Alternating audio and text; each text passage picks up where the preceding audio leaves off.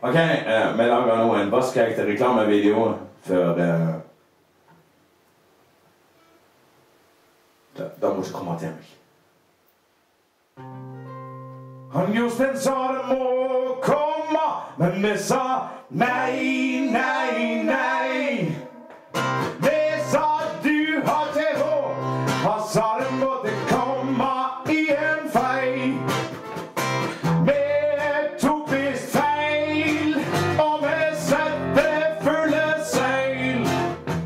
Det puben i Bøvågen, vi er på vei, vei, vei.